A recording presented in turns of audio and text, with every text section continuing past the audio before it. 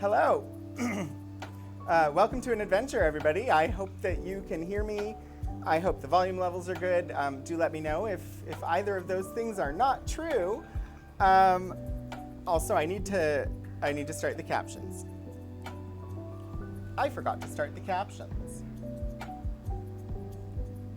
All right, I think the captions are on now on both streams. Hi, welcome to an adventure. If you are new here, I am Anthony Wright Day Hernandez, Community Collections Archivist here at Virginia Tech, and I stream once a week a show called Archival Adventures to both the library's Twitch channel, which is twitch.tv/VTUL Studios, as well as my own Twitch channel, which is twitch.tv/Rogan27. So whichever stream you happen to be watching, if you hear me talking to people in chat, then you don't see the chat messages. It's because they're in the other chat. Anyway, hi. Hi, Lord Portico. It's good to see you. Hi, Hannah. Fingers crossed. I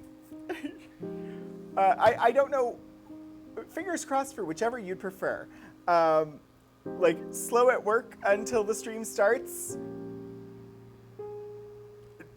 I take as, oh, that must not be a great thing, because then, you know, you get distracted and don't get to like watch the stream. But at the same time, if you're working at your own business, you want the business to come in. So whichever you'd prefer.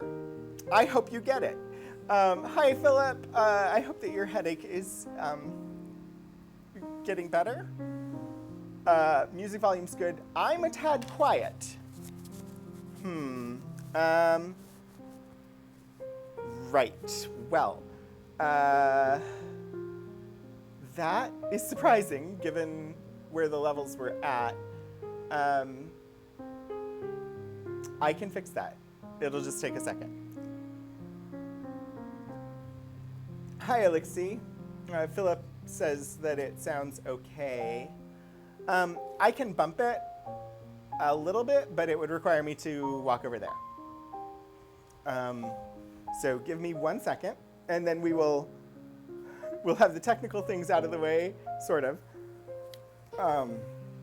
I also, despite spending a bunch of time getting things ready, I managed to not get the iPad ready for switching scenes. So we'll see how quickly I can do that. Anyway, I hope everybody has been having a good day. I bumped the volume on the microphone just a tad. Hopefully this is better.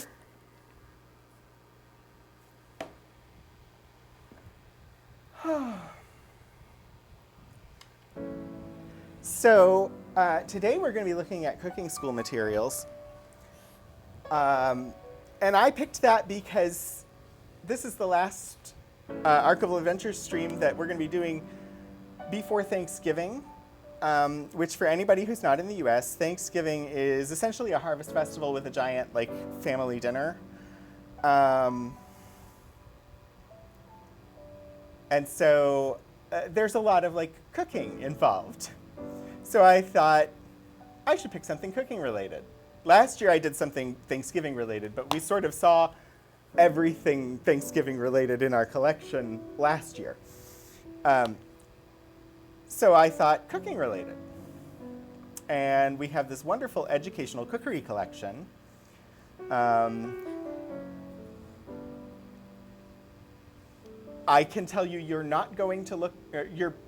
probably not going to learn how to cook at all on today's stream, but it should still be fun. All right. I'm stalling while my attention is divided while I get the scene switcher ready, because I didn't have it prepared.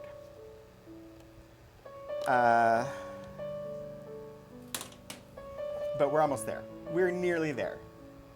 You came for the learning to cook content. Sorry, Alexi.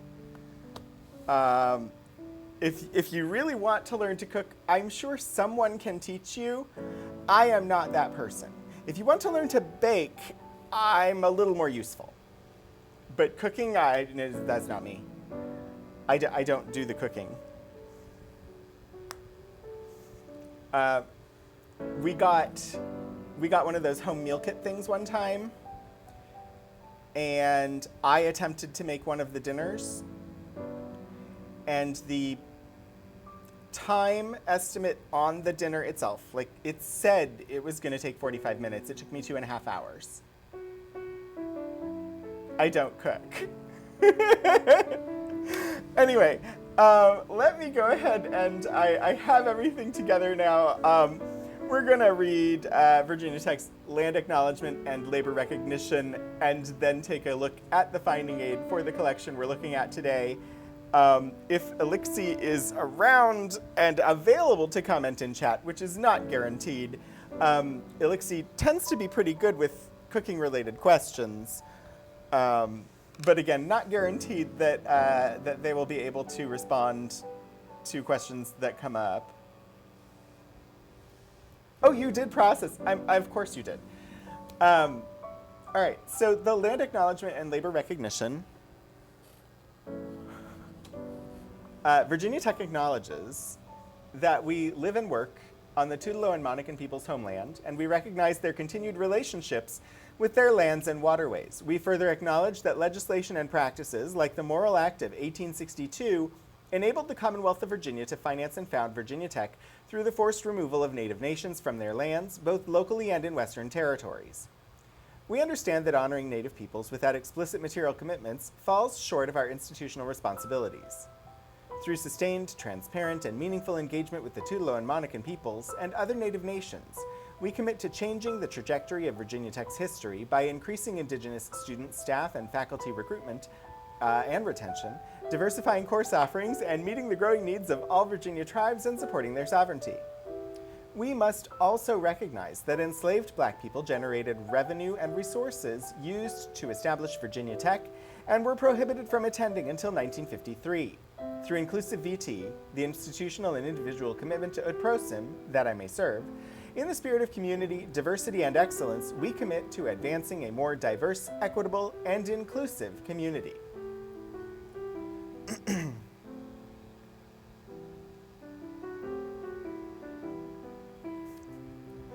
Zweibaken, yes.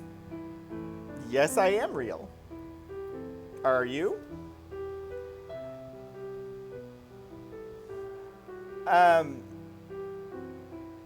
So the collection that we're going to look at today is the Educational Cookery Collection.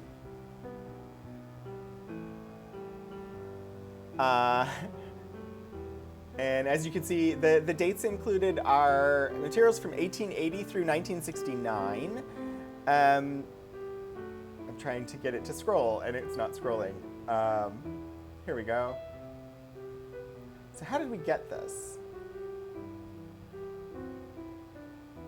Acquisition.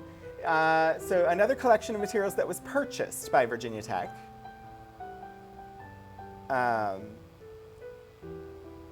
Thank you, Hannah. Also, I may have partly gotten you set up so that you should be able to do links in the future. I'm working on that because you've been very helpful, and so I want to make that happen. But also, you do not have to do that. I would remember eventually that I needed to post those commands in the chat. So the scope and content for this collection, the Educational Cookery Collection, includes flyers, pamphlets, cooking school catalogs, recipes, menus, cookery lessons, and other ephemera relating to cookery and education dating from the 1880s to the 1960s. Materials represent the work of individual authors, corporations, government and extension agencies, cooking schools, and other organizations that sponsored educational cookery events. Most items have a clear source, and so the collection is alphabetical by creator, and then a small group of unattributed items at the end. I don't have any of the separated material with me here today, but the everything that's in the collection I do have. I don't know, your container list today not going to be super useful in telling me what you want to see. Because it's literally just the alphabet. So if you have a favorite letter, and you would like to tell me what you want to see based on your favorite letter, I can make that happen. Apparently the lists broke. See, I could remove from stream here and I could look, but I can't access the software. I can't access archive space from up here. I can go to the public site and see if there may be on here.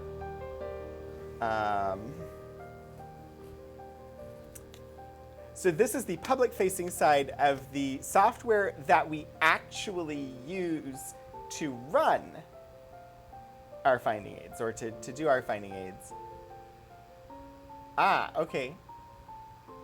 And the volume's good now. Great. I can, let's see. The easiest way to get that link is not easy, but repositories, resources, 3225. Hey, okay. So if I click on the letter A, is there a list? There is not. Oh, there is, I guess, the bibliography. That additional description. Adams Westlake Manufacturing Company, Albany Cooking School, American Academy of Nutrition. All right, so if you use that link that Elixir just threw in chat, or that VTUL Kira just put into the chat, and you select one of the letters of the alphabet, you'll find the company names that are present in the collection, and you can use that if you want to see something in particular as you're exploring. Let me know, and I will make sure that it gets shared on the stream. And as soon as I switch off this screen, I can try and update the MooBot commands so that the finding aid command points to the useful link instead. Or if Kira has a second, maybe she can. But let me go ahead and switch back to face for just a second so that I can get that done.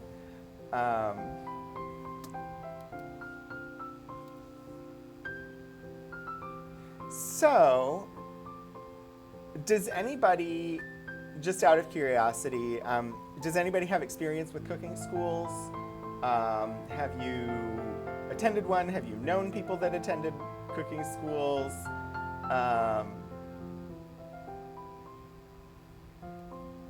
I used to, when I lived in Minneapolis, I was near one.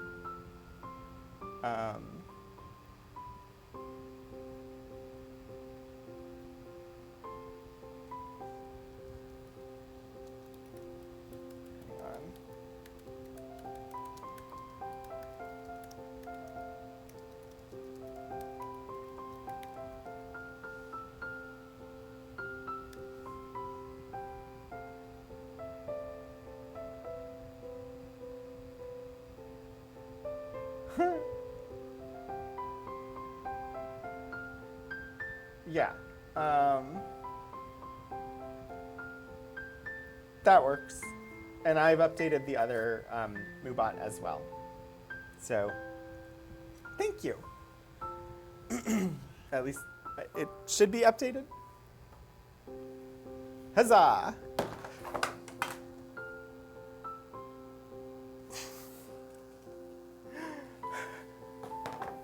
You all couldn't see it, but I dropped my little touchpad on the ground. You had a few friends and relatives who attended. They mostly seemed very stressed. It was nice when they brought their homework for you to sample, though. And you know a couple of people who've gone to cooking school. The closest you've come is reading about Julia Child in one of her memoirs. So I can't remember. Minneapolis has the Art Institutes of America, and there's like a cooking school from the Art Institutes of America in Minneapolis that you could go there for lunch, because they would have like student work. They'd have students that were like preparing they were essentially running a restaurant for a lunch shift as just one of their assignments. And so they designed the menu and anyway, so we could go there and get lunch. And I worked and worked and worked and worked, and I apologize for if I don't know how obvious it is to you, but the jagged edges for the green screen, I have worked and tried to get those fixed, and it's partly the software that we're using to do it, I think doesn't do it very well, and it's partly the lighting in here. So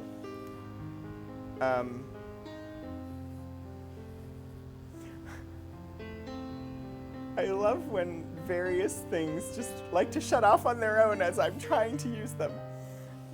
Okay, educational cookery collection. How about I pull some documents out and we take a look?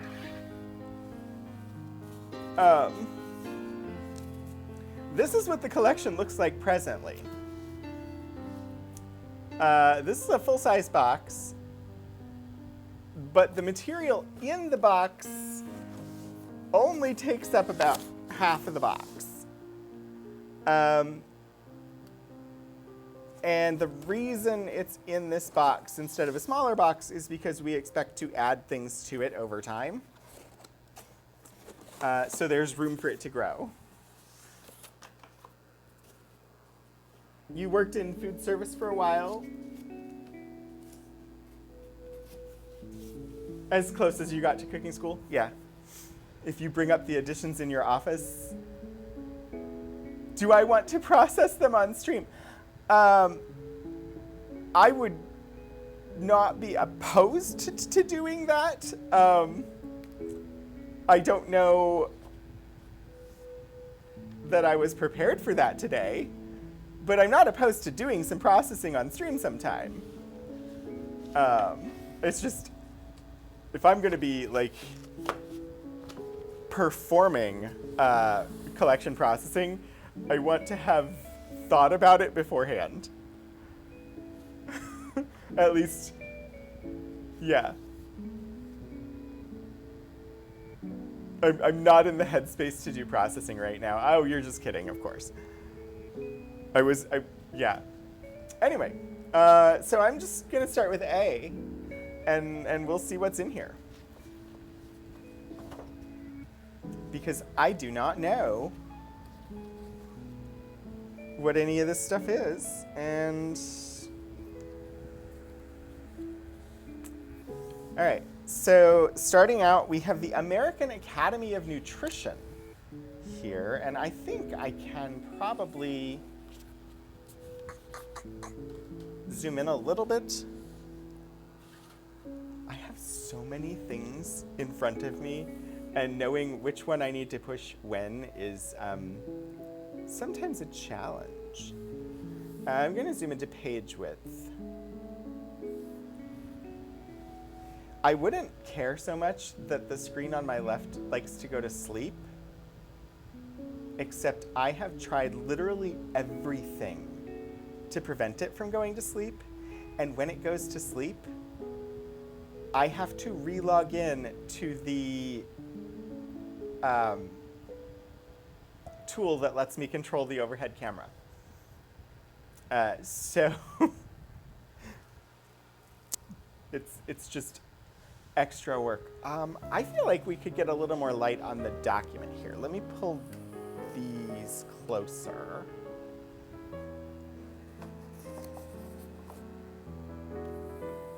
Let's see how much more light I can shed on the situation.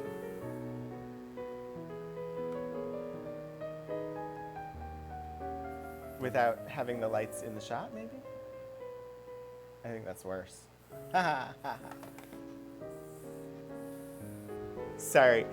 We know that this is always live, and this is always a mess. And hopefully you all know to expect that it's going to be a mess.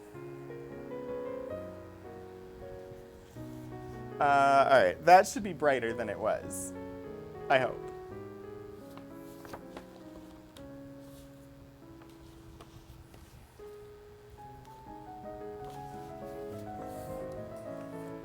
Food for boys and girls. Yes, the rest of the people just don't get food. Good thing you brought croissants. Croissant. Not to be confused with croissant.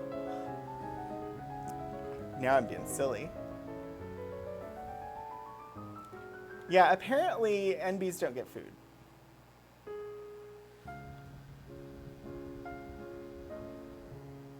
I think that's just not fair, but I didn't write this document. I also don't know what date it's from. So, food for boys and girls, 6 to 12 years of age.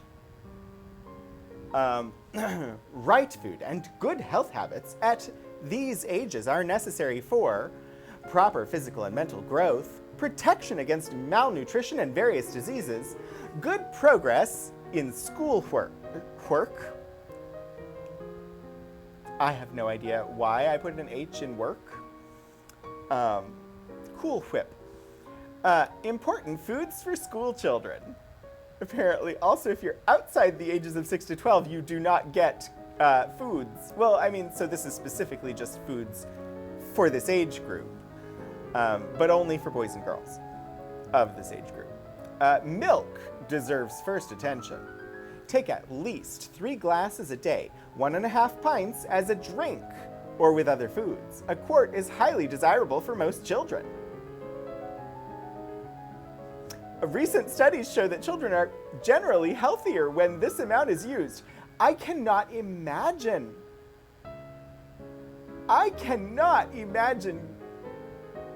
I don't know how much milk we went through. I know we went through a lot of milk when I was a kid, but I can't imagine going through a pint a day per kid.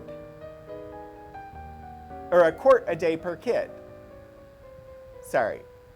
Yeah, a quart a day per kid.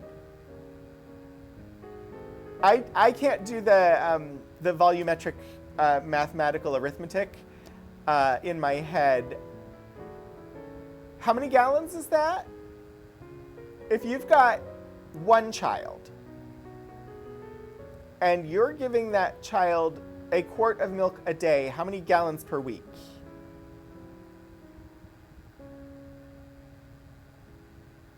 Is a quart a half a gallon? Like, I don't know, because maths seemed appropriate to answer the question. 4 quarts in a gallon. Okay, thank you.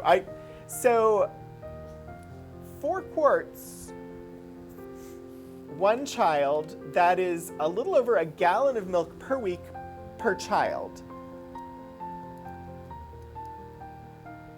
That's 1 1/4 gallons per week per child. So if you've got 2 children, you need 2.5 gallons of milk to get through just the 5 days of the week. That's not even counting the weekend.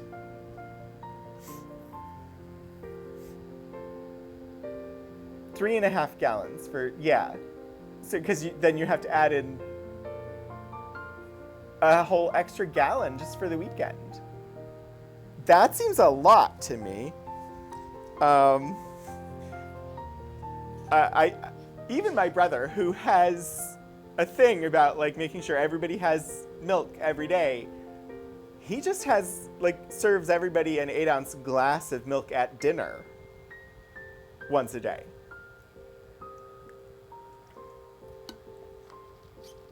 Wow. To maintain an appetite for milk, vary its use as suggested in the menus. Very cold milk is not easily digested. Avoid boiling when heating it or making milk drinks. Fresh bottled milk is most desirable, preferably certified. If it cannot be bought, use unsweetened, evaporated, or dried milk. No other single food provides as many substances for growth as milk does. Just as a reminder, do not take nutritional advice from this stream. We are looking at materials that are from 1969 or before today. I cannot recommend them for nutritional informational purposes.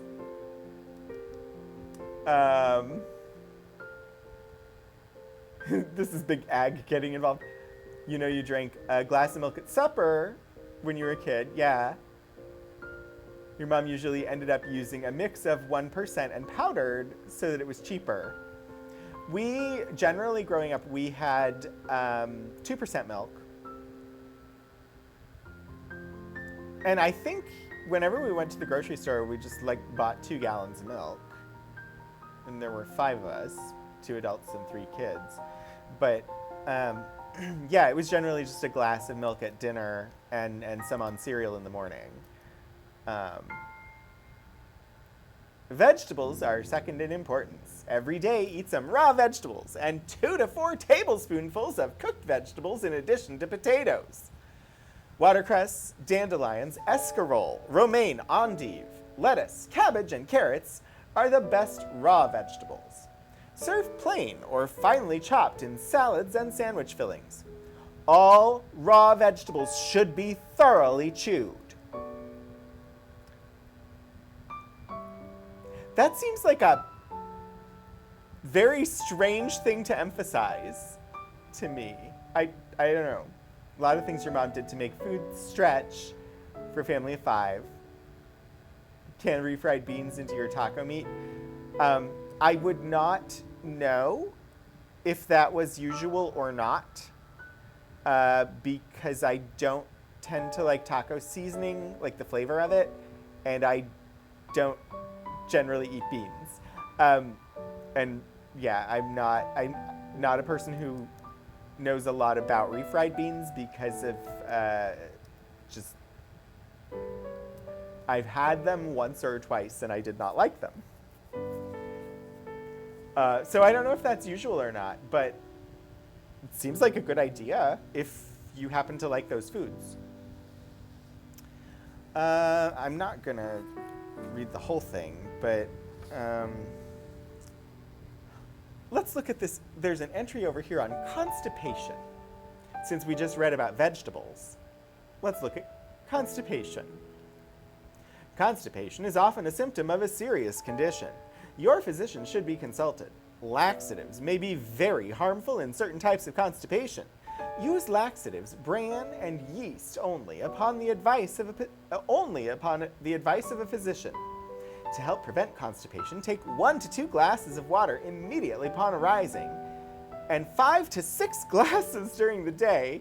I guess that would get you to your 8 glasses. That is an arbitrary number that we're told to try and achieve. And fruits, vegetables, and brown cereals in regular meals as suggested. Establish the habit of having a daily bowel movement immediately after breakfast. Is that a thing that people can do? Can you, control that much? To be able to establish a habit of, all right, look, body, this is when it's going to happen. Every day at this time, I will use the facilities, and that is your opportunity. Do people have that level of control over their bodies? Neglect of this, because of late rising, is one of the commonest causes of constipation. Refried beans, or at least the ones you get, are basically a paste, and it does make your 1 pound of hamburger taco meat go farther. A lot of interesting historical food things relating to how you should consume, chew, and digest foods in food history, nutrition literature. Interesting. So this is the American Academy of Nutrition. I do not know anything about them. I think we may need to find out about the American Academy of Nutrition. Prevent tooth decay. Permanent teeth erupt during this age period. Guard them well. They can be protected from decay by eating the right foods, especially milk, fresh fruits and vegetables, and avoiding sugar, candy, soft drinks, gum, and pastries. Brush teeth at least twice a day, and go to the dentist at least twice a year. You can almost guarantee they weren't certified by anyone. It's interesting to see exactly how into milk they are. I kind of think, so the next stream that we're doing is on the 30th, because we don't have one next Wednesday because of Thanksgiving. But when we come back and we stream again on the 30th, how does rising late prevent having a bowel movement? Because you slept through when you trained your body to have it, Key Squared. You can't have a bowel movement except at the designated time of day. There's a whole musical about it. It's called Urinetown. It's a good musical. Wouldn't you just have breakfast later with everything following on from there? Do they think people who work nights don't eat breakfast? You must poop with the rising of the sun. Oh dear. American Academy of Medicine and Nutrition, but it's only been around since 2014. So I don't know. I feel like them being this on board with milk, I just wonder if they were heavily influenced by the milk version of what we're going to look at on Wednesday 2 weeks from now. Wednesday 2 weeks from now, we have the American Egg Board collection. And I'm sure there is a milk equivalent of the American Egg Board that works to promote milk. You've probably also seen pork. If you're in the US, you've seen ads from the pork version of the American Egg Board. So the American Egg Board, they are the group that's responsible for the incredible edible egg advertisements that if you're in the US, you probably have seen, at least if you're in the US and of a certain age. I don't know, I don't think they're still running. Honestly, I haven't seen commercials in at least 5 years, so I don't know. But the pork, the other white meat commercials are like from a company that's like the pork version of the American Egg Board. And like the Got Milk campaign, getting celebrities to have the fake milk mustaches to advertise milk, would be from the milk version of the American Egg Board. There's a toilet in New Orleans, like, oh dear, Key Squared, oh dear. American Society of Nutrition, but it also doesn't seem to come from the American Academy. Academy of Sentient Torpedo Health and Wellness. Oh, cool, Hannah. All right, so I'm moving on from the pink page. And I have too many things, like I said. What we have here is boxed lunches for school. Healthful, tasty, and attractive. Sandwiches. Always make from whole grain bread, sliced thin. Spread with butter and use green leaves such as lettuce, romaine, greens, beet tops, etc. Following fillings and combinations are suggested. So they're trying to tell you this is what you should make for your kids. Any meat, unprocessed cheese. What is unprocessed cheese? Banana and peanut butter. Oh, wait.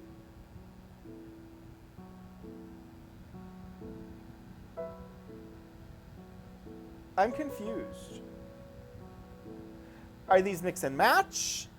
Or are they columns? Or Okay, so we've got any meat. We've got chopped egg and celery, which is egg salad, tuna salad, bacon and tomato. So today we would add lettuce to that and it'd be a BLT. Unprocessed cheese, deviled ham, deviled at home. Apparently you need to devil the ham yourself. Avocado. I don't know. I think this is from 1953, this one. So avocado. And this place was based in Los Angeles, California. So near to avocado production, for sure.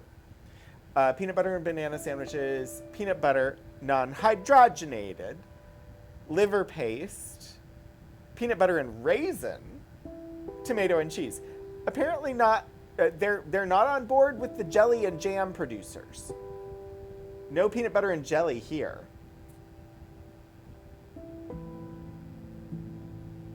Beware the ham that's deviled at work. Unprocessed cheese is cheese in its natural form without the addition of emulsifiers or preservatives and with the whey removed in the cheese making process. Okay. Must intake at least 2 kilograms of antimatter per day and have 1 rare metal superconductor. Oh dear. Okay, so they're basically saying they want you to use like homemade, no preservatives, raw cheese. Processed American cheese food product. Yeah. I suppose like the early 50s probably would be when the artificial cheese food product things started to show up. I don't know though. Elixir, if you know, confirm. Jelly and jam would be a lot of unnecessary sugar. To continue with unprocessed cheese, compared to processed cheese, it separates when melted and contains more fat. However, it is firmer and more flavorful and does not contain any additives. So I'm curious about the chemical composition of American cheese. I know I've seen the urban legend. I've seen the claim. I do not know the accuracy of the claim. But I've seen the claim that margarine is like 1 chemical compound away from plastic. And I do not know the accuracy of that claim. I know that it is something that I have seen asserted about margarine. We had margarine growing up. It was cheaper than butter. Phoenix, later Kraft, was making processed cheese products as early as the 1910s. Amazing. I did not know that processed cheese product was that old. Healthful foods for teenagers. 12 to 18 years. During adolescence, growth is rapid. Boys often grow 4 to 6 inches and gain 20 to 30 pounds in a year. This rapid growth and the heavy demands of school and home activities make special attention to health important. Examination by a physician is necessary at least once a year. His orders must be followed. Historical terms. Remediable defects must be corrected. Sleep is important. 8 to 10 hours daily is advisable. So historical terms, referring to a physician and then using his to refer to that unnamed physician, assuming that all physicians are male, which 1953, not unexpected. 12 to 18, these were the years that, in my experience, were known as the vacuum cleaner years, where everybody had a black hole for a stomach. Because they just couldn't feed us enough food. Regular nourishing meals are one of the greatest needs. Active adolescents need more food than adults. You know that we have some processed cheese pamphlets from the 20s and 30s? Amazing. Your great aunt was a doctor during that time. So this, ignoring your great aunt entirely. Oh dear. Now we have a separation between two sexes, boys and girls. No acknowledgement of anything beyond that. For pep, strength, endurance, and even better personality, eat 3 balanced meals a day. Check the following points to see if you measure up. Strong muscles, pep all day long, a clear skin, sound teeth, sparkling eyes, skin that doesn't bruise easily, and healthy hair. Sorry, clear skin? In 12 to 18-year-olds is a virtual impossibility in my experience. Everybody had acne. It didn't matter what they ate. Girls, for glamour and personality, eat 3 balanced meals a day. Apparently, you need to eat 3 balanced meals a day for personality. Check the following points to see if you measure up. Are you good enough? A clear skin. Again, acne in 12 to 18-year-olds is normal. Sound teeth, sparkling eyes, glossy hair. Glossy? That's the kind of term that we would today use to refer to the coat of a dog or cat, not a teenage girl's hair. Skin that doesn't bruise easily, firm, neat figure, and vitality for the entire day. Again, historical terms. I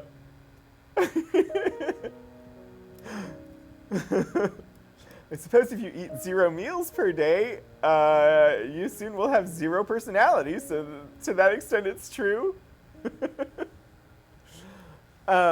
There's no shortcut, no other way. Eat 3 balanced meals every day.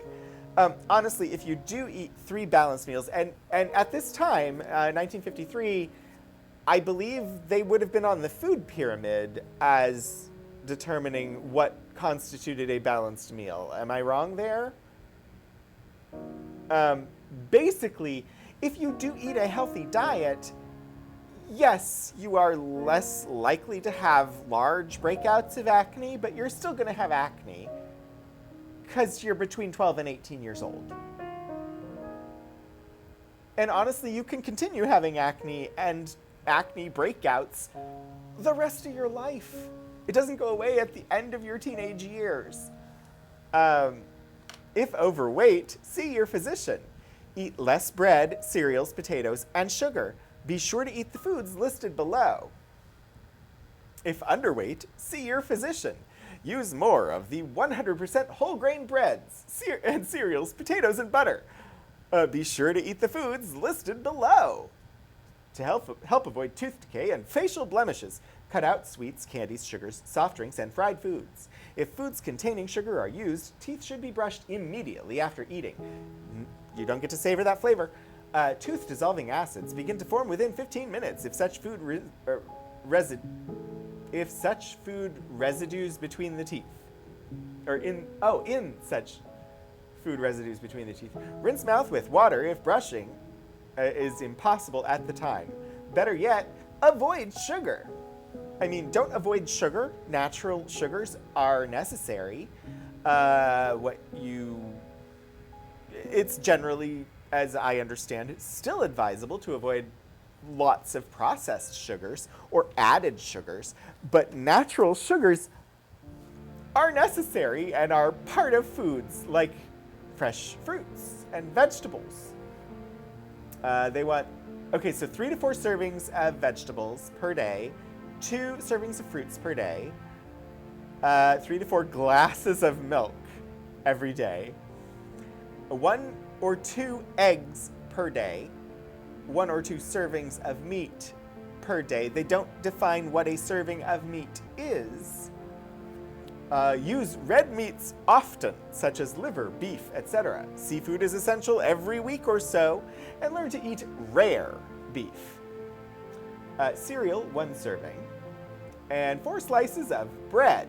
Apparently, bread is not in the cereals category.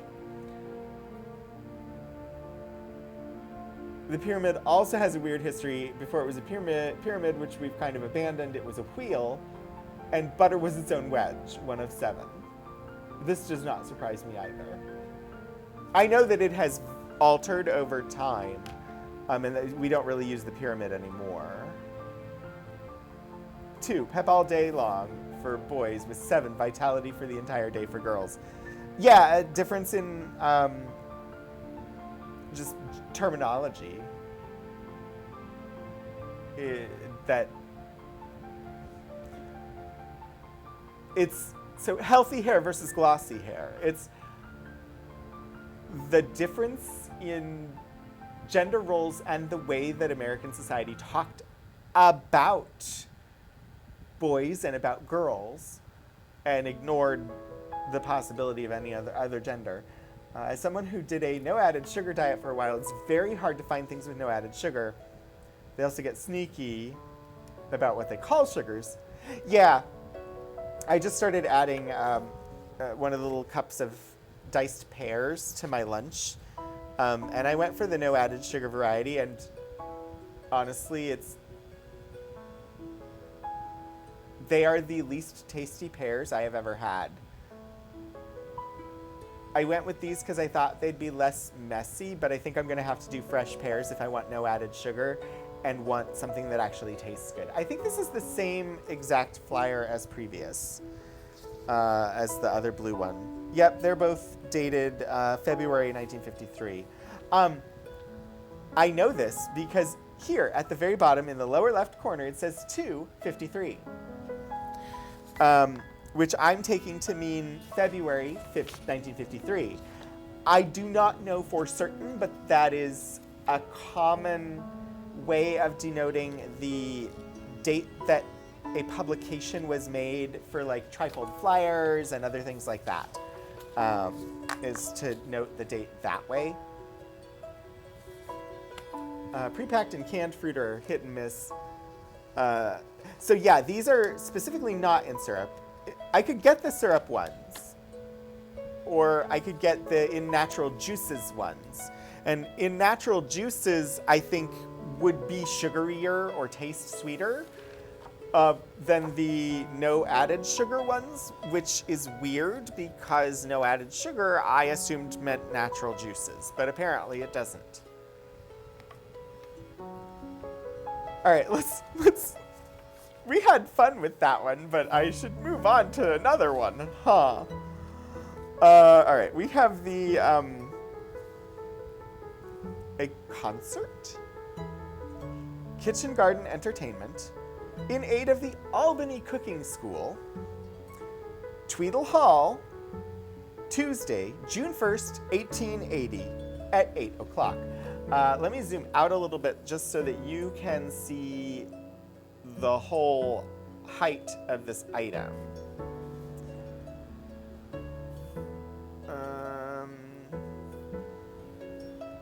All right. Where is Tweedle Hall, I wonder? Very 1880s illustrations here. These are like the dish and the spoon when the cow jumps over the moon illustration. We have an entire children's cookbook collection in our library here. We have some children's cookbooks in our rare books collection, but like there's a huge children's cookbook collection in just the regular library. It's one of the rather unique collecting areas.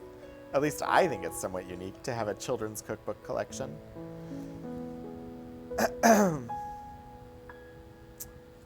see, program.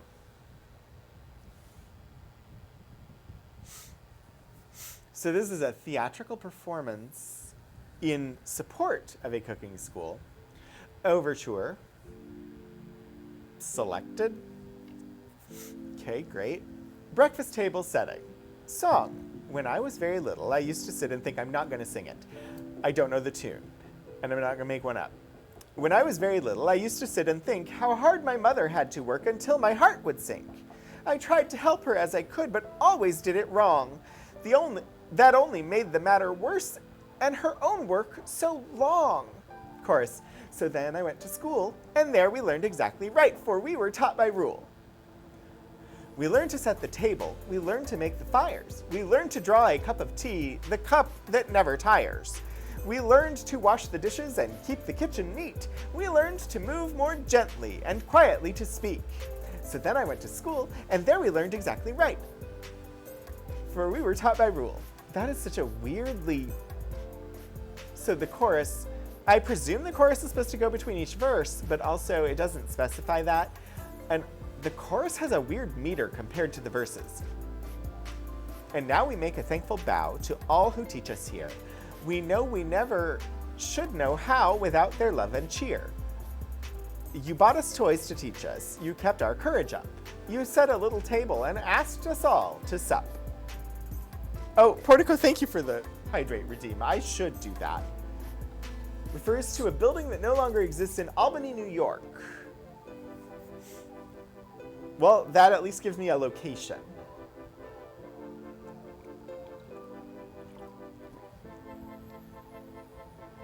Apples, low prep, self-contained servings. So I used to bring a pear to lunch every day. The problem is that ripe pears are extraordinarily juicy. The same problem happens with peaches.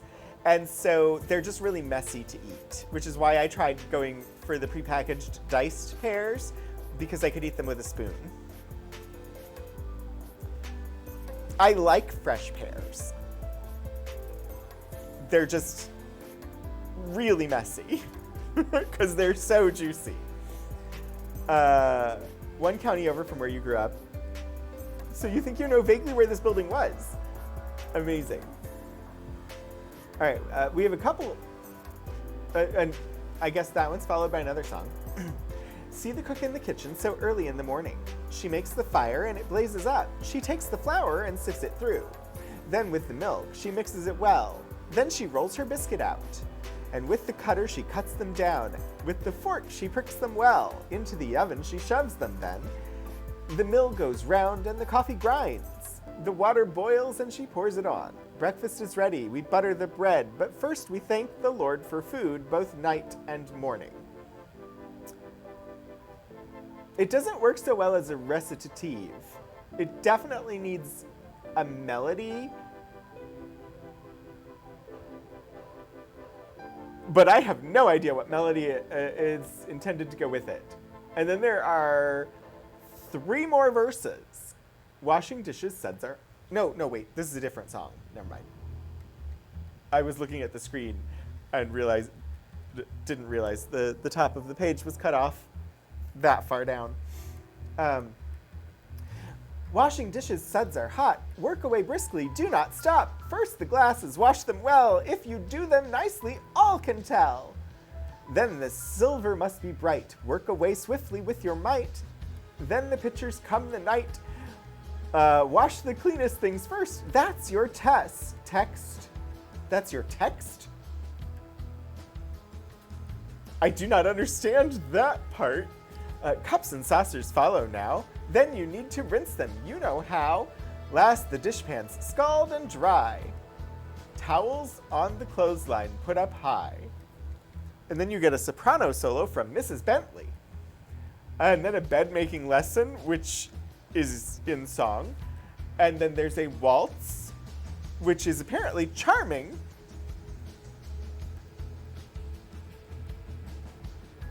Waldteufel? Waldteufel. I don't know.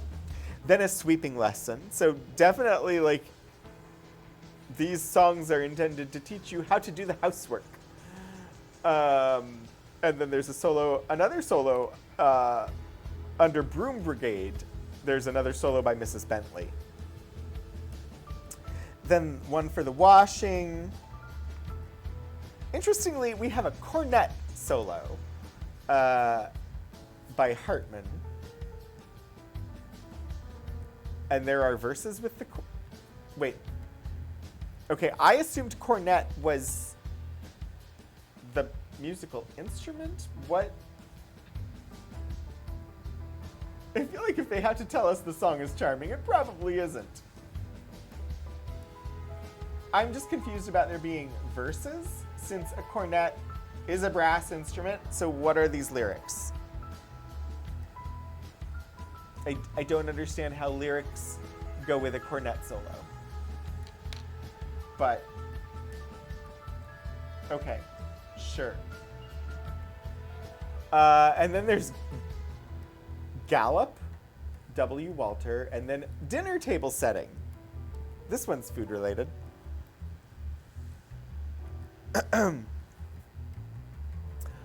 Oh, how can a poor little maiden like me ever hope in the service of ladies to be, to handle and carry all things with great care, the china and glasses and bright silverware?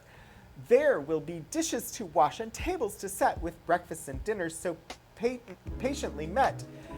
The knives and the forks should be shining and bright, the linen so snowy our hearts to delight. For why try to be a good little maid unless those things attention we've paid? For all homes we well know to be happy and sweet must be tended by hands that are nimble and neat, and hearts that are willing all duty to meet. Historical terms, historical terms, historical terms.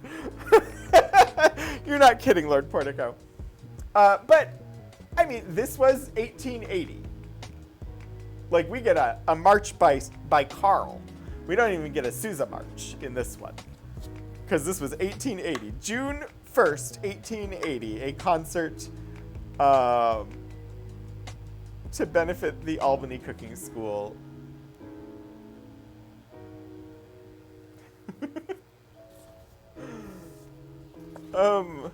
Okay. Let's move on to another letter of the alphabet. Does not play the Liberty Bell March. I got lots of John Philip Sousa when I was in high school. My band director was all about the marching band. So most of our concert band, like symphonic band performances, were marching band music, which was so fun as an oboist. The Boston Cooking School.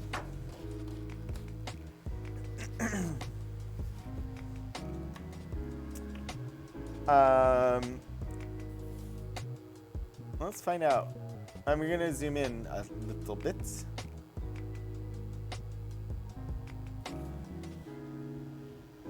The Boston Cooking School. I don't know a date. Let me see if there's any context on any of the Boston Cooking School ones. Copyright 1880 on some of these. This one that's under the camera right now does not show a date. The Boston Cooking School, under the charge of a committee of the Women's Education Association, will open for the winter. Well, yeah, don't give me a year. Will open for the winter on November 8th at 158.5 Tremont Street. 12 lessons in the least expensive and most simple kinds of cooking, such as bread, meat, and vegetables, are given for $3. 12 lessons in cooking of a higher grade are given for $6. This low price is fixed for lessons, that they may be within the reach of women who wish to make practical use of the instruction, either in their own families or as hired cooks. Classes at $10 for 12 lessons, including the dishes cooked, may be formed by pupils who wish to choose their own bills of fare and to pay for the material used. The most costly and elaborate dishes may be ordered for this course. On Thursdays and Fridays, normal classes will be taught by Miss Parloa at $20 for 24 lessons. Hours of lessons from 9 a.m. to 12 midnight and 2 to 5 p.m. I'm assuming that's midnight. It just says 12 m. No, never mind. That's noon. That's noon. I've never seen noon noted that way, but 9 ante-meridian, 12 meridian, and 2 to 5 post-meridian. I had to unabbreviate them for it to make sense to me. You now want to watch the Monty Python Flying Circus, a perfect blend of Suzette and historical terms. Oh dear. Honestly, so far the most interesting thing about this flyer for me is that I have never seen noon written 12M. So, oh my gosh, we have a raid. A raid! Hello, welcome everybody in from 16-Bit Eric's channel. Welcome to Archival Adventures. I am Rogan27. Hi, Eric. Thanks for bringing everybody over. If you're not already following 16-Bit Eric, you definitely should, because Eric is amazing. And if you have any interest at all in nerd culture, Eric's worth a watch. But specifically, tabletop role-playing games, tabletop role-playing game core books, rule books, tabletop role-playing game actual plays, and increasingly also comic books. So definitely worth a follow. And let me say once more, just in case there was a, wow, hello brain. In case there was an ad that you all got hit with arriving to the stream, welcome to Archival Adventures. This is the show where I share things from the archives and special collections at Virginia Tech. I am streaming to 2 channels. The library's channel, which is twitch.tv/VTUL Studios, as well as my own, twitch.tv/Rogan27. I am the Community Collections Archivist here at Virginia Tech, and today we are looking at things from the Educational Cookery Collection, which is a collection of materials from cooking schools, and they span between 1880 and 1969. So right now, we are in the letter B. We are in the Boston Cooking School materials at the moment. And I just learned that sometime back in the late 1800s, you could note noon by writing 12M. I had never seen that before. So welcome. Hopefully you find something interesting or fun. Yeah. 20 Lessons in Cookery, compiled from the Boston School Kitchen Textbook by Mrs. D.A. Lincoln. We have Lesson 2 and Lesson 9 in the collection. It'll be interesting to see if we ever manage to acquire more of them. Measuring and weighing. Measuring. Accurate measurement is necessary to ensure success in cooking. All dry materials should be sifted before measuring. A cup holding just half a pint, beer measure, is the standard measuring cup. A cupful is all the cup will hold without running over, full to the brim. A scant cupful is within 1/4 of an inch of the top. Wait, what?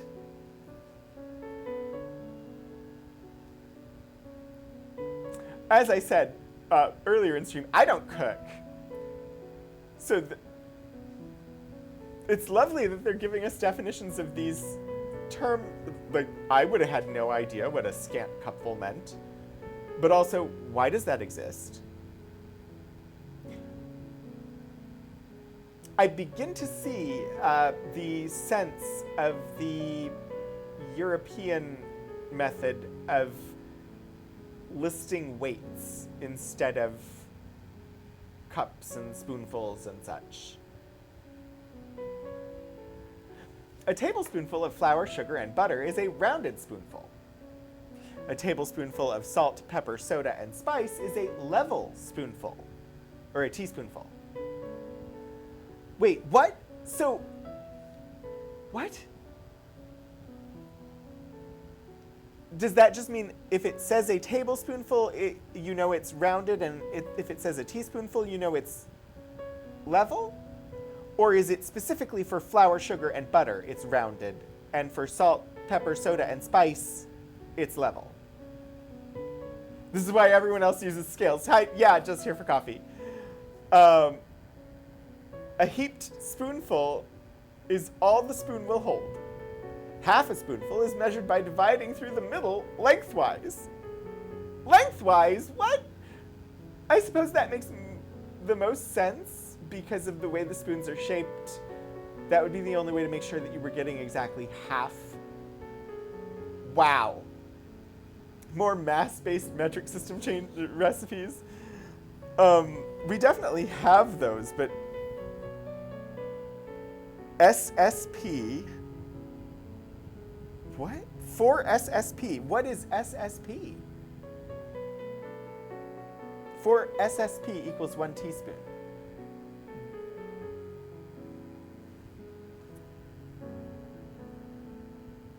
I have no idea. I'm just going to choose to interpret that as 4 spoonfuls of sugar, and it will help my medicine go down. Because I have no idea what it means. 3 teaspoons, 4 tablespoons, 2 gills? What are gills? These are 1880 measures. We don't apparently use all of them anymore. Pints, quarts, cups of flour of... Wait, what? Okay, yeah, I can see why the weight is different for flour versus butter in volume. Heaping tablespoonful of butter, heaping tablespoonful of sugar. 2 cups of solid meat equals 1 pound. Is SSP the amount of catnip that makes a cat mildly happy? I don't know. I've not seen that, and it's not defined here. Well, we have some recipes, though. And the first one is appropriate to the season or the time of year that we are, at least in the Northern Hemisphere. I don't know. If anybody's watching from the Southern Hemisphere, do you have spiced things and such at Christmas time? Or do you go for more summery type things and you have these things like in the July time period? I don't know. I know sometimes we have viewers from like New Zealand, Australia area, and I'd be curious as to when would you have baked apples? SSP is speck, a speck, as described underneath, and a gill is a 1/4 pint, 4 fluid ounces. Wait, where's... A speck is what you can put on a 1/4 inch square surface. I didn't even notice the definition there. Thank you, Just Here for Coffee, for being really observant. And gills was just one that I wasn't familiar with, so having to look it up. 4 fluid ounces. Okay. I mean, I know like a pinch was a specific amount, and so a speck is also a specific amount. Or, well, sort of. I'm sure I could fit quite a lot on a 1/4 inch square surface. If you're going to have an accurate answer, I mean, just look at a sugar cube.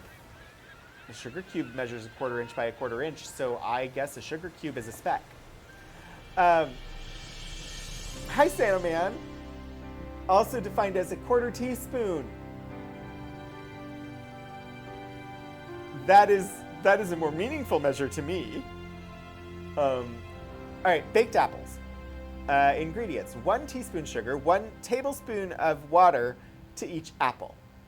Wipe the apples, remove the core, and put them in a granite or earthen dish. Put the sugar in the center of each apple and the water in the dish. Bake in a hot oven from 20 to 30 minutes or until soft, but not until broken.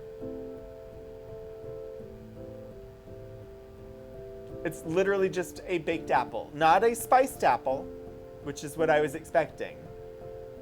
I expected like cinnamon and sugar, but this is literally just, you bake the apple. You want standardized measurements? What is this, 1896?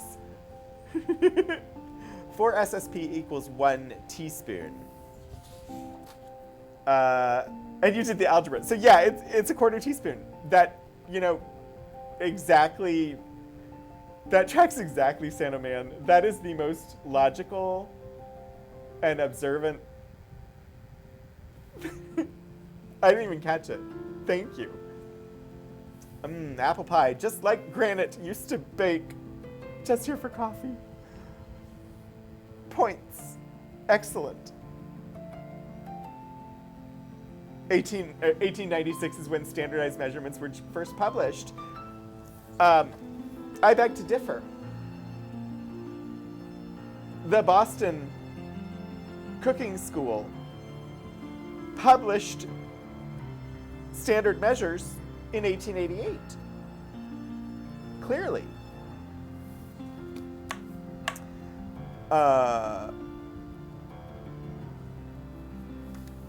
I need someone to make a note for me so that next time we've got people from New Zealand or Australia in one of my streams, I can ask them about when they have spiced apples. Because I'm really curious. I love spiced apples. They're one of my favorite things. You had the wrong year?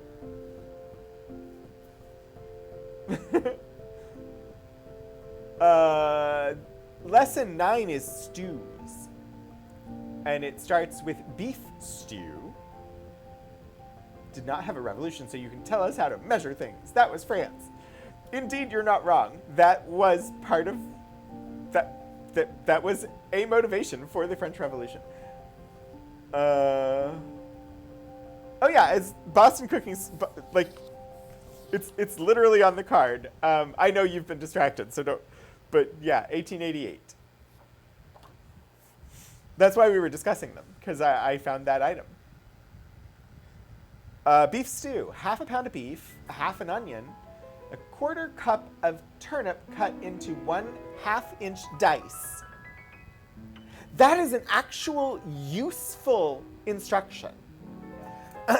A quarter cup of carrot diced, that is less useful of an instruction. 2 potatoes, salt and pepper, flour, water to cover. Curious how I should prepare the potatoes.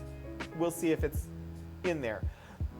So it tells you that the turnip should be diced into 1/4-inch cubes, because when you dice, you end up with cubes. The carrot, it just says diced. So how big are they supposed to be? Would be my question. Wipe the meat, cut it into small pieces. Again, how big is small? This is why I don't cook, because I have questions and there are no answers. And so I'm afraid that I'm going to do it wrong, and I spend a lot of time doing research to try and find out what the correct way to do it is, and that's why it takes me 2.5 hours to make something that's supposed to take 45 minutes. And remove all the fine crumbly bones. Wait, fine crumbly bones? I don't know that I've ever gotten beef from the store or from a butcher that had fine crumbly bones in it. Put the larger bones and tough meat into the kettle and cover with cold water. I've had large bones in beef. I've never had fine crumbly bones in it. Melt the fat. I mean, this is 1888, so I suppose they could just be butchering at home and encountering bones that I've just never encountered. Melt the fat in a frying pan, dredge the tender meat with salt, pepper, and flour, and brown it in the hot fat. Brown the sliced onions also, then put the meat, onions, and other vegetables into the kettle. Add boiling water to cover. Simmer from 2 to 3 hours, or till the meat is tender. Half an hour before serving, pare the potatoes, cut them into quarters, parboil them 5 minutes, then add them to the stew. Cook for 20 minutes. When ready to serve, remove the fat and bones, skim out the meat and potatoes, put them on a dish, Thicken the gravy if needed, add more seasoning, add half a cup of strained tomato if desired, and pour the gravy over the meat. And then you'll have the beef stew, the Boston Cooking School way. Did we need a revolution to learn to measure things equally? I, for one, am glad we don't have to figure out butter the size of an egg. Indeed, yeah. Protection for equal measures under the law. Again, France. The other day, came across directions that said that to cook asparagus, you should boil it for 20 to 30 minutes and peas for 40 to 60 minutes. I guess they were making vegetable water? I mean, vegetable broth is a thing.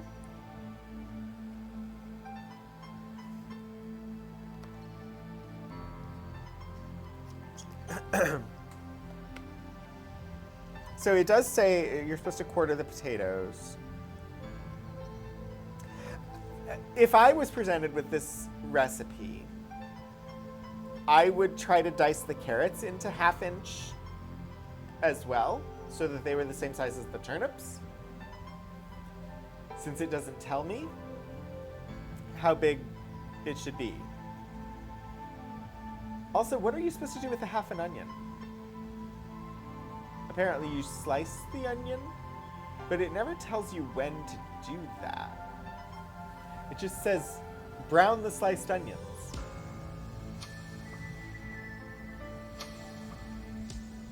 It never told me to slice the onions. Or I would have done that in the mise en place when I was getting the ingredients together. Anyway, this is how I think about recipes. You can tell why I'm much more of a baker than a cook. Free lectures in cookery. Also, is everybody familiar with the term cookery? It's such an everyday term. I'm sure you all use it all the time. If you're not familiar with the term cookery, let me know and we can talk about cookery.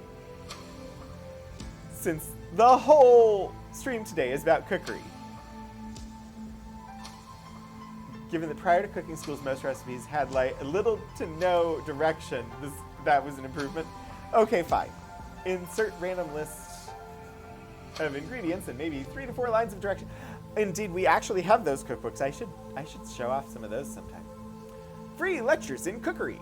You are cordially invited to attend a lecture on fancy cooking to be given by Miss Farmer, teacher and demonstrator of cookery at the Boston Cooking School in Woods Hall, Friday afternoon, September 30th at 3 o'clock.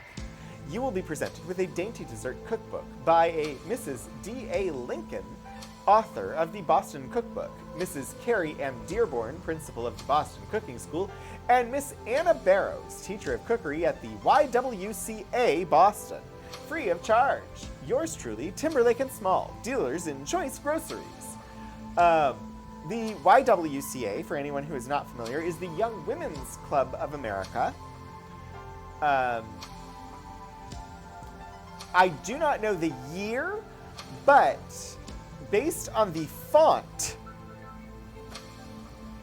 I would expect this to be, I don't know, I'm thinking like late 20s.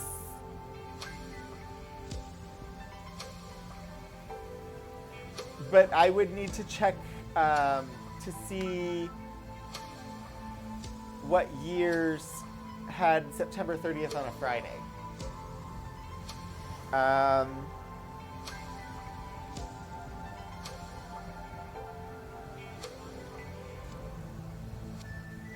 The cooking school launched in 1879. Was this about opening the school? No. So this is just free lectures.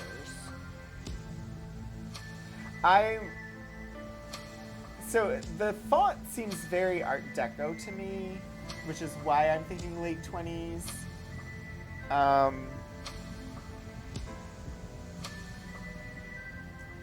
And so looking at calendars,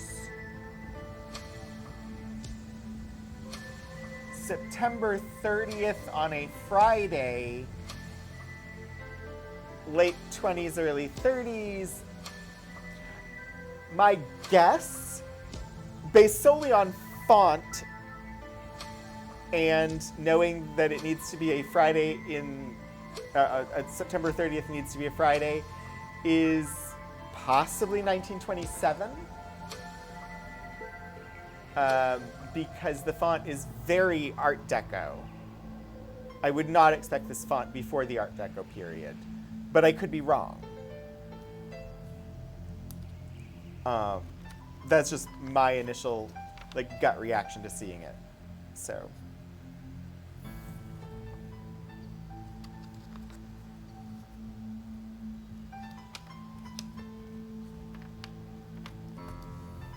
And September 30th on a Friday only happens, what? Once every some number of years. I know it's... because leap years mess it up. Otherwise it would be once every 7, but leap year changes that, and I don't honestly know. I've never actually thought about it.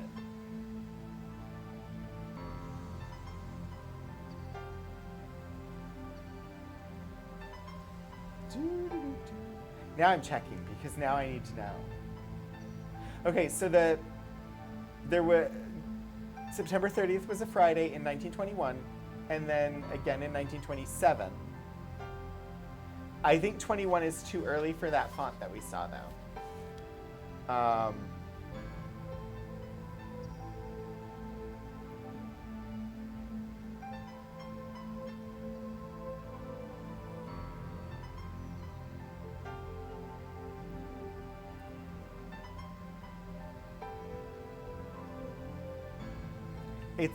I suppose 1933 would also sort of make sense. So 1927 or 1933 would be my guesses as to when that card was from, because they both have a Friday, September 30th, and that font feels Art Deco to me, stylistically. Does not mean that I'm accurate. Those are just my best guesses. College of Industrial Arts, the Texas State College for Women, Denton, Texas. Menus and Recipes. By Margaret Gleason, Director, Department of Household Arts. Let's see what we got. I'm just gonna find... Let's see if there's a table of contents.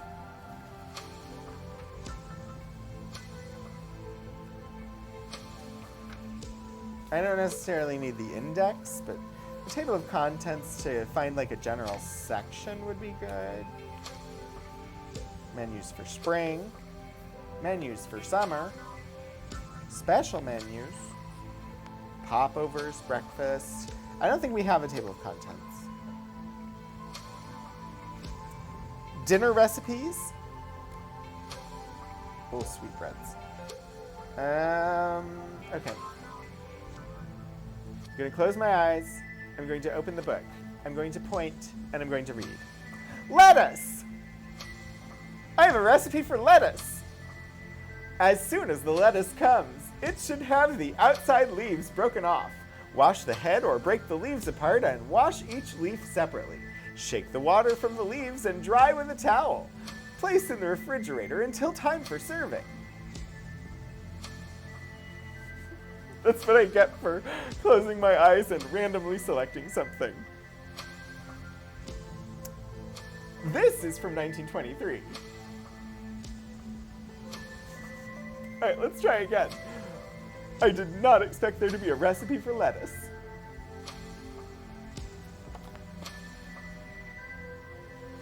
Tongue with sauce. 1 medium-sized tongue. Salt, boiling water, 1 cup of sugar, 1 onion sliced, 2 tablespoons of vinegar, 2 tablespoons kitchen bouquet, 1 bay leaf, 1/2 dozen cloves, that's a lot of cloves, and a half a box of raisins may be added. Kitchen bouquet. Like a bouquet garni, I believe is what we would refer to it as today. I don't know specifically what goes in it, but I will look to see if it tells you in this book. Simmer tongue in boiling salted water for 2 hours. Skim and continue to simmer in a sauce made as follows. Melt 1 cup of sugar in iron skillet. When it is melted, add 1 cup boiling water in which tongue is cooked and seasonings are included.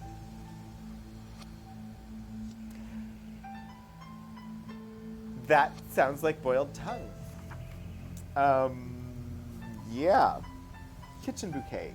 Let's see if it tells me what kitchen bouquet is.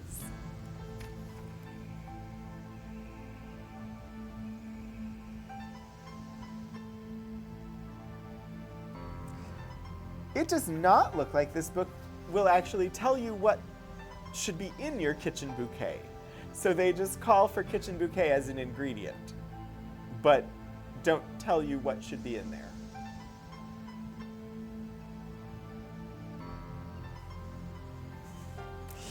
This is part of my problem with cooking, is that so many of the recipes or cookbooks even assume that you have certain knowledge and don't bother to provide you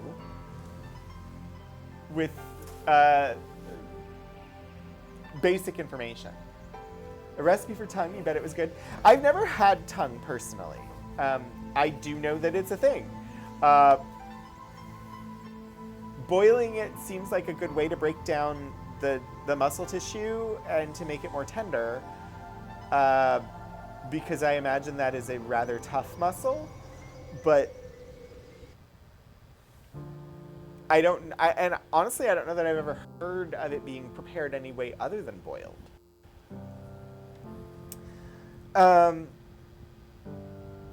Why is this in the D's?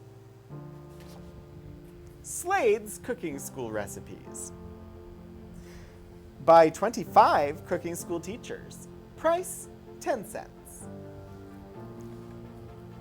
Ah, that would be why. It's under D because it is D and L Slade Company.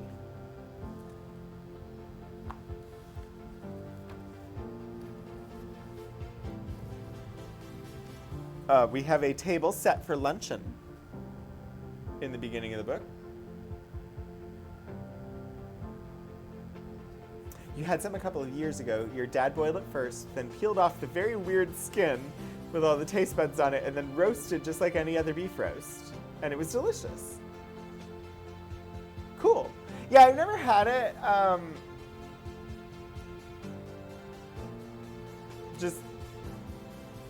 It wasn't something that we had growing up. So, but there are lots of recipes for it, and I've never heard anything against it other than just like general like reactionary, ew, that's gross, why would you eat that? But it's a muscle, and most of what we eat is muscle tissue when we're having meat. You used to have tongue pie occasionally in your teens. Very tasty, dense meat. Tasted just like a beef roast. Texture was just a little different. Cut with a fork. Amazing. I'm not going to run out and get one right now, but I may someday have to try it. There's a quote at the beginning of this. Quote, "Every girl ought to know that cookery is a fine art and the mastery of it an accomplishment of which to be proud." Ella Wheeler Wilcox. Cookery, by the way, just means cooking.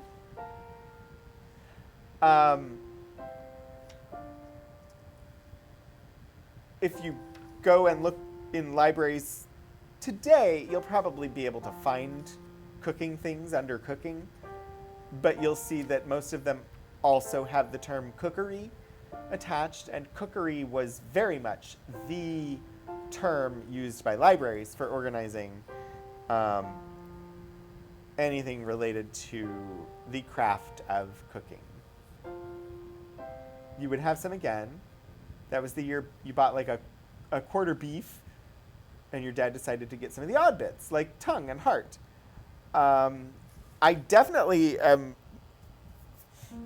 don't know. Me personally, I think I'd be more inclined to taste tongue than heart.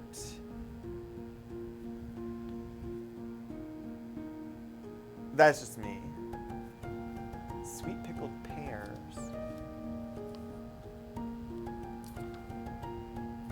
Ooh.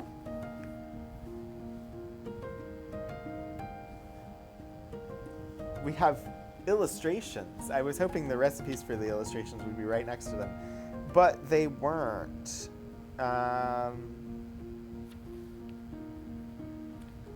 Wow, there are a lot of historical terms in here. Coconut fruit cake, see page 36. This illustration is nowhere near the page for the recipe.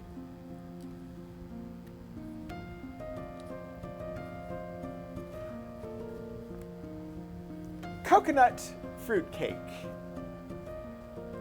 And that is not the way that we presently spell coconut, at least in the United States.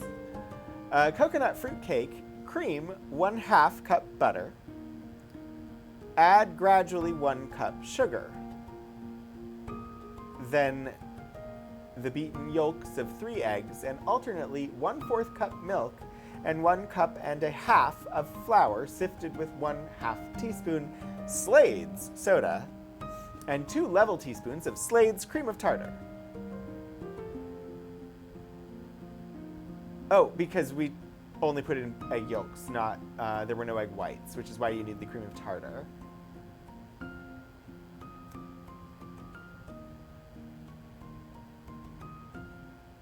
Because if you had the egg whites in there, you wouldn't need the cream of tartar, because they basically serve the same purpose. Flavor with 1 teaspoon of Slade's lemon extract or a grating of lemon rind. But if you had egg whites in your recipe, then you wouldn't need Slade's cream of tartar.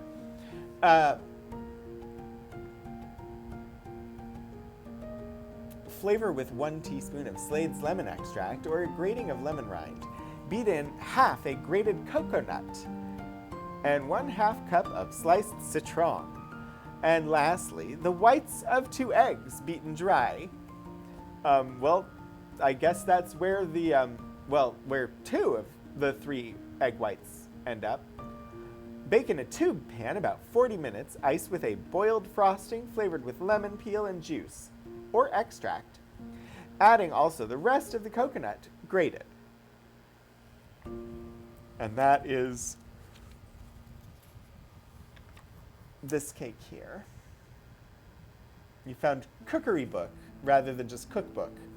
A valuable distinction when dealing with catalogs that also have a lot of other technical books that have titles indicating they take a cookbook approach to something. Oh my gosh, entirely non-culinary, like television repair or project management. See, and I have not had, in my career, I have not done cataloging to that level, to where I had necessarily encountered self-help books that take a cookbook approach. That makes perfect sense why cookery would be a better categorizing term for culinary-related instruction books. Amazing. General Foods, Cooking School of the Air. What does that mean? It means airplane food, I think. We're gonna find out. Also, I'm not familiar with General Foods.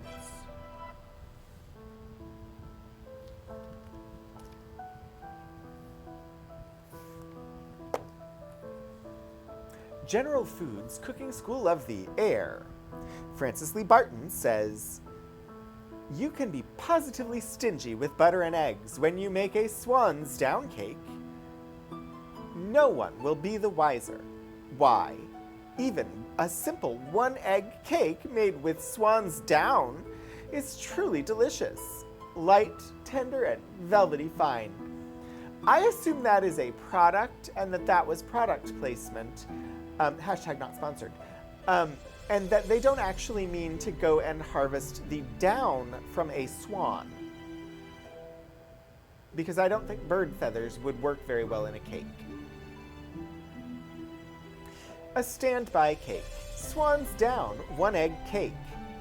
2 cups sifted swan's down cake flour. 1 cup of sugar, 2 teaspoons Calumet baking powder, which I believe is still made today. I think that brand is still around. I know we had it when I was growing up. I don't know that I've seen it necessarily recently. 1 egg unbeaten, 1/4 teaspoon of salt, 3/4 of a cup of milk, 4 tablespoons butter or other shortening, and 1 teaspoon of vanilla. Sift flour once. Measure. Add baking powder and salt and sift together 3 times. Cream the butter thoroughly. Add sugar gradually and cream together until light and fluffy. Add the egg and beat very thoroughly. Add flour, alternately with milk, a small amount at a time. Then beat after each addition until smooth. And then add your vanilla. Bake in a greased pan, 8 by 8 by 2 inches, in moderate oven, 350 degrees, for 50 minutes. It's nice of them to provide an actual temperature measurement because they didn't always. I don't know the year on this one, but it was not uncommon to just say a moderate oven, or a cold oven, or a hot oven, without providing a temperature. And interestingly, I was expecting Cooking School of the Air to be airplane food type stuff, especially with the electric,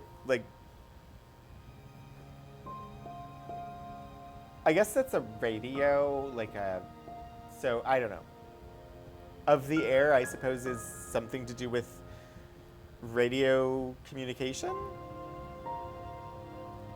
Maybe we'll find out, maybe we won't. But of course, these are sea level temperatures, not at elevation. Spread raisin cluster frosting on top and sides of cake. This cake may also be baked in 2 greased 8-inch layer pans in moderate oven for 25 minutes, or in greased cupcake pans in moderate oven for 20 minutes. Makes 2 dozen cupcakes. And then they provide instructions on the general method for mixing a simple butter cake. Begin heating the oven to a moderate temperature. Refer to the recipe. Assemble all ingredients and necessary utensils. Use swan's down cake flour. It is milled from soft winter wheat, especially chosen for its fineness and for the small amount of tender gluten that it contains. That is why even so inexpensive a cake as this 1 egg cake will be light and tender and marvelously even-grained. A perfect cake. You cannot get the same results with ordinary flour. So, okay. Extra finely milled flour. Would that be like bread flour today, or I don't know that. Wait, Swan's Down flour still exists? America's favorite cake flour since 1894. Hashtag not sponsored. Amazing. I guess it would just be cake flour. That is amazing, Hannah. Grease and line the cake pan, then grease the lining. Today I would just use the spray-on flour in my cake pan. The baking spray, oh my gosh, so much better. Sift Swan's Down cake flour once, just before measuring. Measure the sifted flour, salt, and baking powder.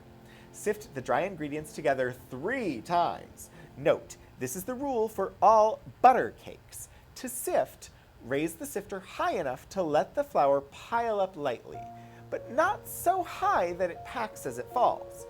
You will find it very convenient to use 2 squares of paper in sifting. When third sifting is completed, set the dry ingredients aside until needed later. So that's actually good instruction. Sift it 3 times to make sure that everything gets mixed together. And to do it from a high enough height that it will fall and be light, but not so high that it has lots of momentum when it hits and compacts itself down. They still use almost the same description of their flour as in this book. Amazing. The instructions continue for the prep of the butter cake, but I'm not going to go through the whole thing. And they specify here all measurements are level. So if it gives you a measurement here, none of it is heaping, none of it is rounded, it's all level. Quote, Swan's Down cake flour is made from the finest soft winter wheat, and even then, only the best part of the wheat kernel is used. Unlike hard wheat, which is preferred in bread, winter wheat is far more delicate. Then it is ground and reground. Did I miss something? No, I didn't. Then it is ground and reground and sifted and resifted through fine silken sieves until it is 27 times finer than all-purpose flour. The result yields cakes that rise higher with temperatures that are lighter, fluffier textures. I was like, that didn't make sense. The result yields cakes that rise higher with textures that are lighter, fluffier, more moist, and therefore infinitely more delicious. In 1898, Ladies' Home Journal featured the first ad for Swan's Down. Excellent. Apparently I have not fixed what I needed to. Hannah, I apologize.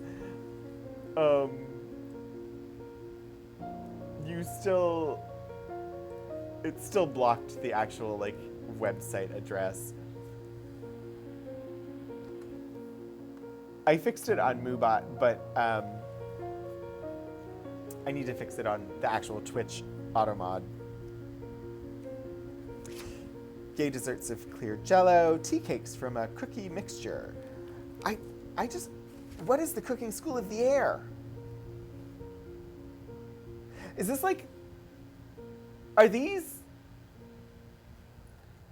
I wonder, was the cooking school of the air, was that recipes over the radio? Would you tune into it and they did cooking on the radio? I'm really curious.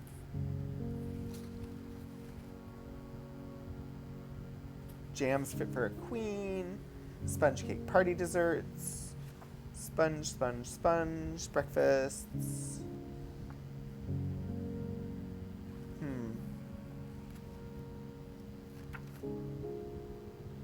Dress up your menus with soufflés.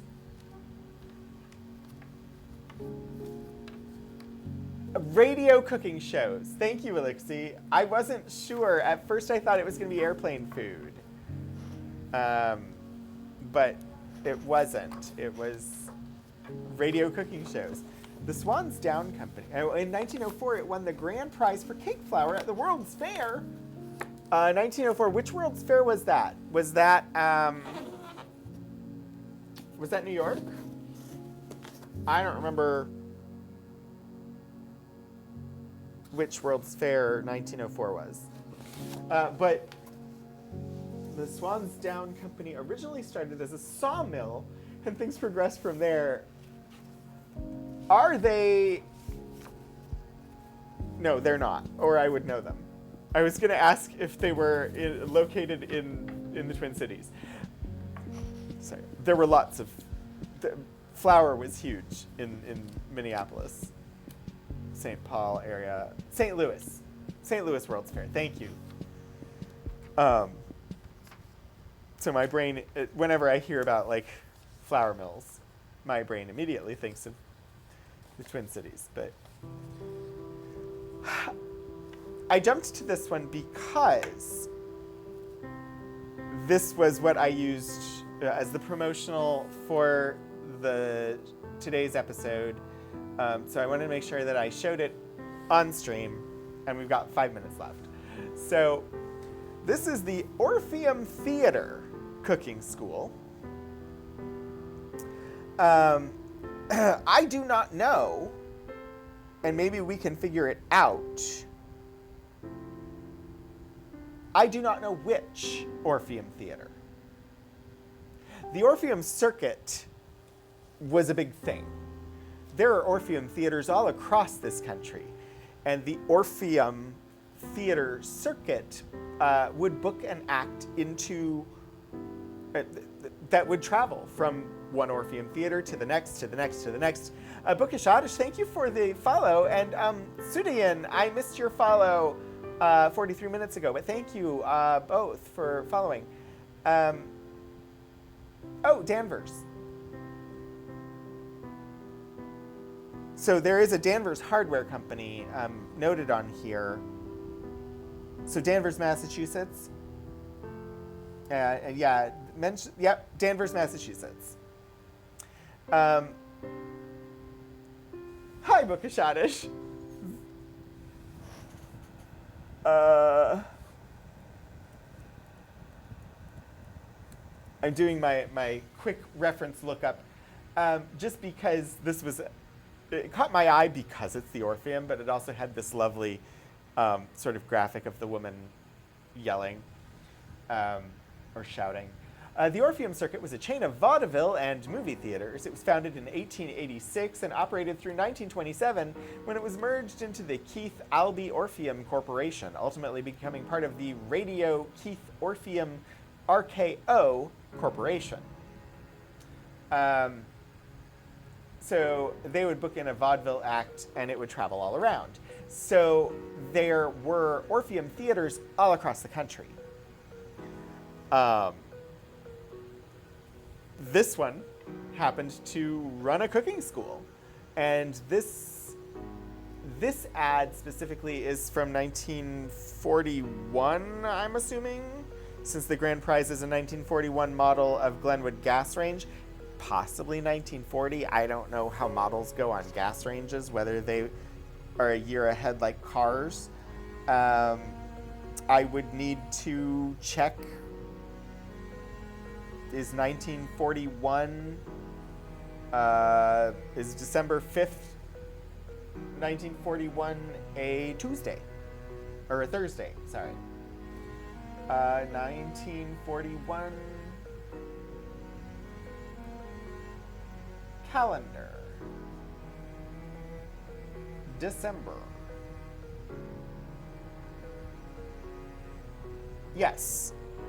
1941, December 5th, 12th, and 19th are Thursdays. So these are both from, and 5th, 12th, 19th, these are both 1941. Googling, you found mention of a local paper hosting cooking classes in one or more Orpheums, Orphi in Illinois too. Yeah, so I don't know if maybe they traveled or if it was just a thing for the Orpheum Theater to offer cooking classes.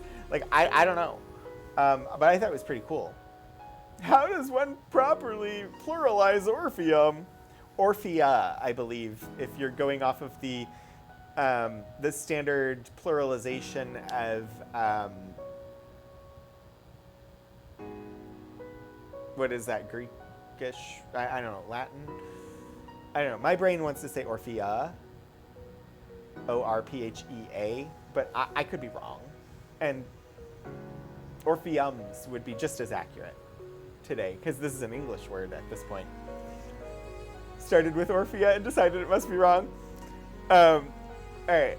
So yeah, it is 4:30. So we will be glancing at this real quick, and then it'll be the end. Of course, historical terms. Your last Latin class was in about 1993. I think mine was 95, 96. Sometime around then was my last Latin class. So, of course, the assumption that it is women that will be interested in cooking classes. Calling all women to the year's biggest entertainment treat at the Orpheum Theater. Apparently, cooking classes are entertainment. Cooking with confidence. I mean, they are. That's why we have, like, entire television network channels about cooking. At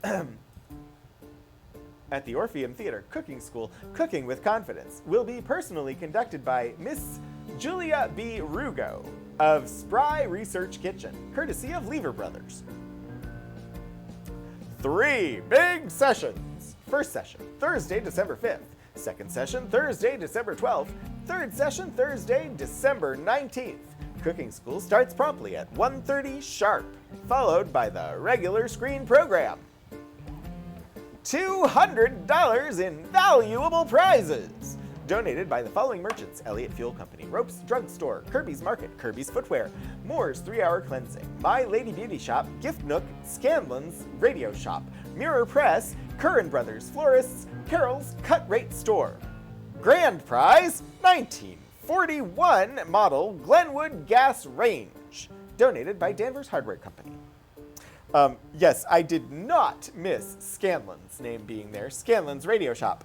I imagine some of the people in the chat probably watch Critical Role and just, even though it's not spelled the same way, had a little chuckle. 10 large baskets of groceries will be given free at each of the 3 classes and will include Statler towels, Rumford baking powder, Lipton's tea, Spry, Rinso, Lux Flakes, Lux Soap, Lifebuoy, Dole Pineapple, Cane's Mayonnaise, Kellogg's All Brand, 7-Up, Cape Cod Clam Chowder, Pillsbury Flour. Also, regular screen presentation with no advance in prices.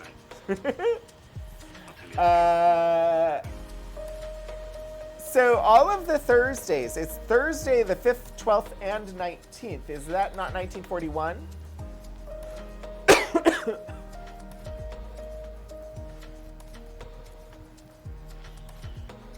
Oh, you're right. Yeah, no, you're right. It is 1940. I looked up 1941 and I misread the calendar. So yeah, you're right. It is 1940 was the year. Thank you, Key Square. Lever Brothers made Spry, which was a vegetable oil product like Crisco. Oh, I didn't know that. We have actually, on a previous stream, we looked at Crisco-like products because we have a whole binder full of information on Crisco-like products. I forget what they're called, and we talked all about it. It was a while ago. I feel like Tasting History episode talked about some traveling cooking shows. I wouldn't be surprised. And also, Tasting History is an excellent program, worth a watch. I think it's just on YouTube, but absolutely wonderful show. Very informative show. I have previously recommended Tasting History, as well as Emmy Made for their wonderful food-related content.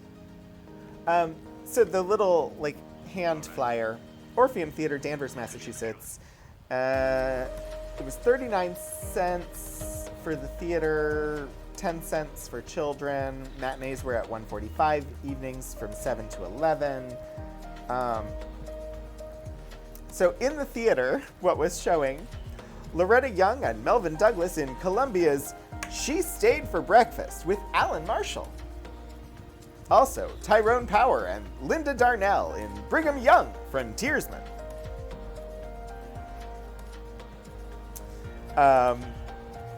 They were showing Turnabout, the screwiest farce comedy ever to prove that love is the nuts. They look sane, but wait. Historical terms and ableism. Ooh. Thank you for dropping that link, Hannah. I'm just gonna copy that thing over to the other chat, and I will try to remember to fix that before next week, since you've been so kind. No, not that.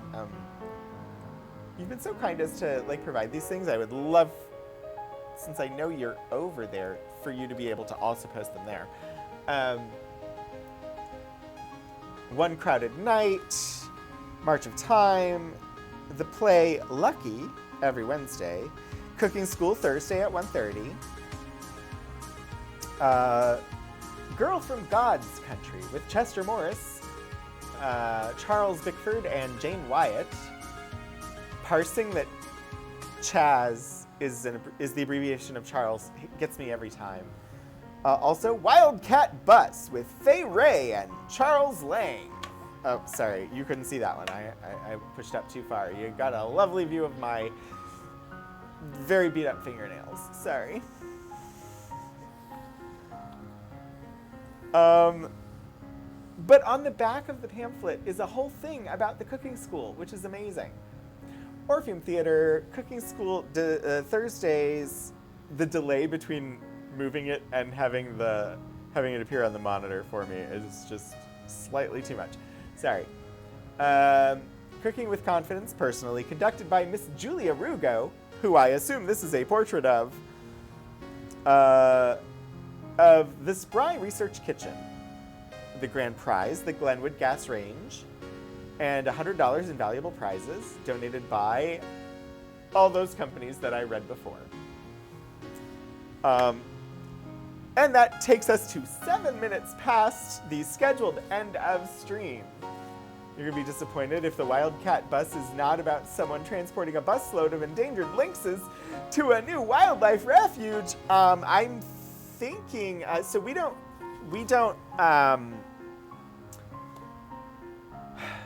transportation history is not one of our collecting areas, so I'm definitely not super familiar, don't know a lot. I would imagine that Wildcat buses were a competitor to Greyhound. Like, because Greyhound bus lines that we're familiar with today, using a dog mascot, and so I could definitely see a competitor of theirs being something called Wildcat. But that would be my guess. Sorry, I know you were making a joke, but I had to take it as an educational opportunity to speculate about something I don't know, because, you know, that's how this show rolls. I can also look it up, just to be sure. Wildcat bus line.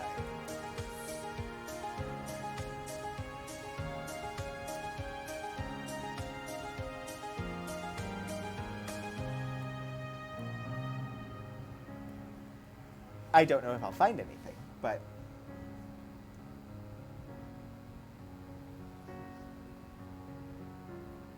yeah, I don't know. Oh, Wildcat Bus is a movie. Duh, it was a movie.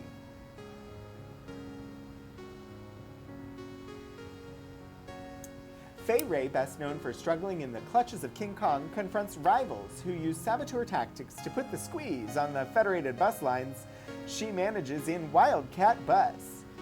Ray is not the only woman in a position of power in this unusual B-movie. Behind the criminal organization that causes the breakdowns and accidents plaguing Federated's Los Angeles to San Francisco route is the tough Ma Talbot, character actress Leona Roberts.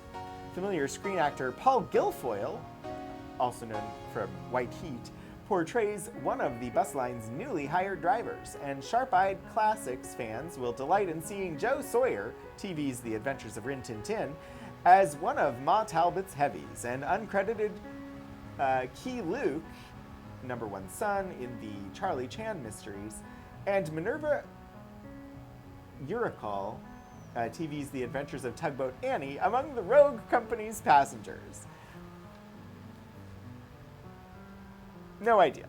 But apparently not about a fictionalized competitor of Greyhound, or a fictionalized Greyhound. That was the official about synopsis from the Warner Brothers website. Yeah. Seems like it might have been pretty fun. Anyway, that is going to wrap us up for Archival Adventures today. There is no episode next Wednesday because the university closes at noon next Wednesday for the Thanksgiving holiday here in the US. So I will be back in 2 weeks' time where we will do another food-related episode as a post-Thanksgiving treat. And so what we're looking at in 2 weeks is the American Egg Board collection. So it's all going to be about eggs and advertising. It should be pretty fun. So let me go ahead and see where we want to go today. There's always the Monterey Bay Aquarium. If we want to head over there, what do they have today?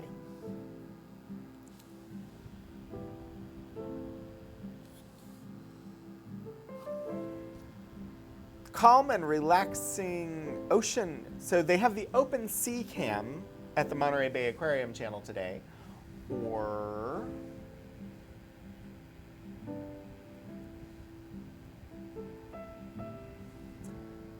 we could pop over and say hi to Stephen Joy's and some Wandering Village gameplay.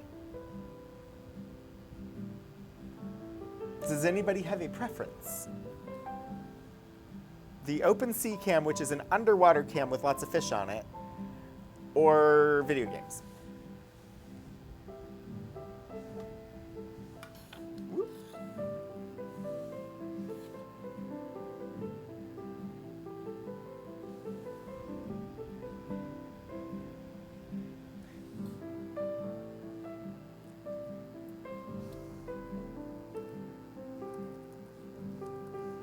Seeing no opinions, I'm going to raid over to Steven because Steven is a wonderful streamer and we have a lovely time over there.